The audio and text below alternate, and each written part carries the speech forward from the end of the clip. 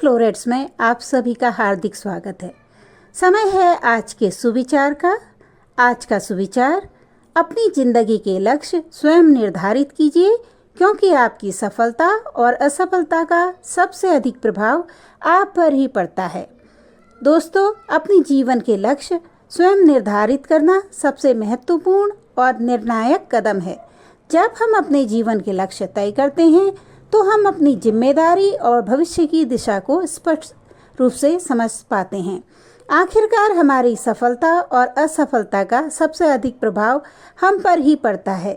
इसलिए जीवन में क्या पाना चाहते हैं, यह निर्णय हमें स्वयं करना चाहिए।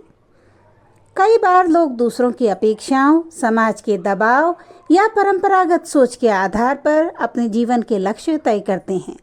जैसे कि अक्सर होता है कि जब आप किसी डॉक्टर या इंजीनियर या किसी अन्य व्यवसाय वाले व्यक्ति से पूछते हैं कि आपने यह व्यवसाय ही क्यों चुना, तो अक्सर उत्तर आता है कि मेरे माता या पिता या किसी अन्य ने यह सलाह दी थी।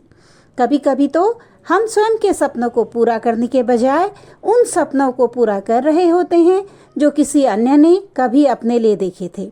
इस तरह अपने लक्ष्य का निर्माण करने से भले ही हम लक्ष्य तक पहुंच जाएं, किंतु हमें इससे आत्मिक संतुष्टि नहीं मिलती। जब हम आत्मिक संतुष्टि से दूर हो जाते हैं तो हमें अपने कार्य करने में आनंद नहीं मिलता। लेकिन जीवन का असली उद्देश्य वही है जो आपकी अंदरूनी प्रेरणाओं और इच्छाओं से मेल खाता हो।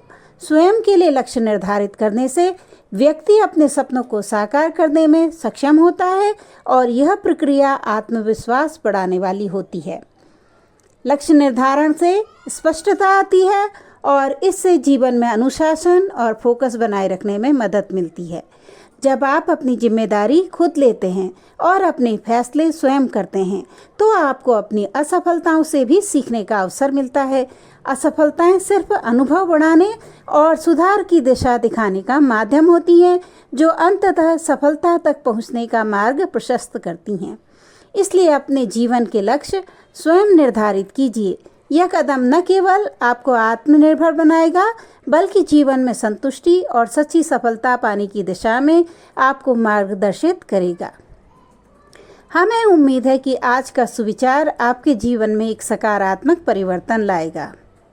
अगर आपको हमारी यह कोशिश पसंद आई है तो कृपया चैनल को लाइक, सब्सक्राइब और शेयर करें।